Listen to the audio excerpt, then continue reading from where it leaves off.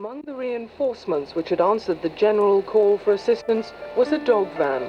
Lord Scarman often expressed his concern at the inquiry about the use of dogs in crowd control. Flying over the ranks of the policemen, burst into fire. Nobody seems to be hurt at this moment. Putting it out with Operation Swamp, unbelievably, Operation Swamp 81, which was the London Metropolitan Police, and they just stopped anyone, especially black youths. And there were quite a few deaths in custody.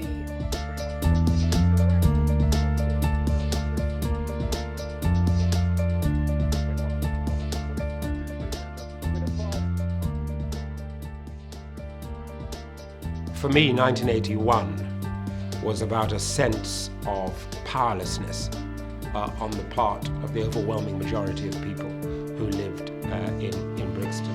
You understand? You can only take a certain amount.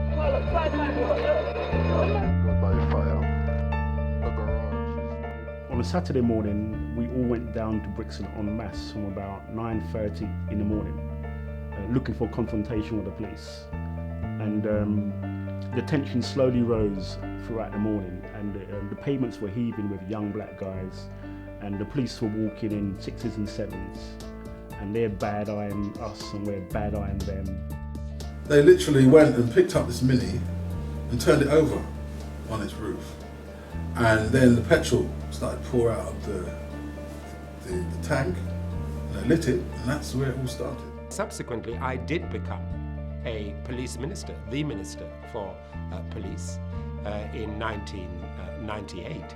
The police service, which exercised its powers of stop and search with greater discretion on the Macpherson report, so that we had a police service that was drawn in terms of its makeup from a broad cross-section of the community, and a police service which exercised its powers of stop and search with greater discretion.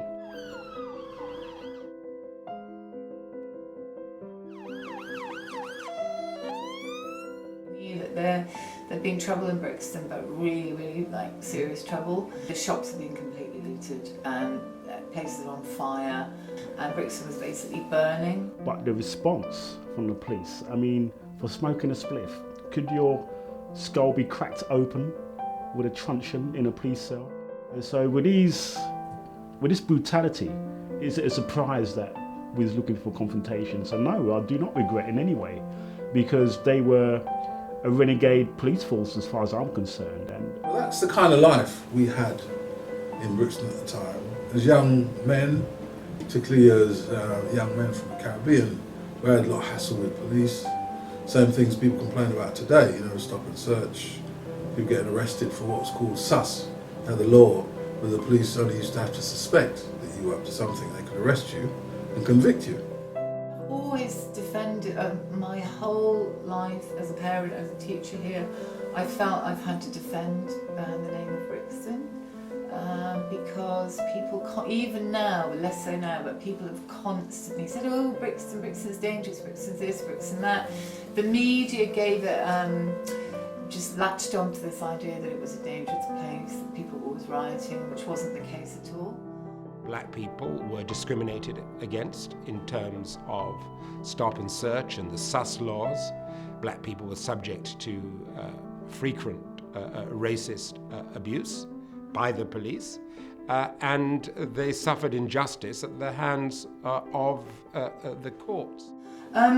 Though some good things came out of that particular riot, and we had the Lord Scarman report into the area, which gave us the wreck, and I think other good things as well, developments in the area. People realised that we needed more infrastructure in the area, and certainly the wreck, which has been central to mine and my children's lives. And so no, I do not excuse my actions, because I felt it's necessary, because we felt we were targeted, we felt we were being killed, we felt we had to defend ourselves.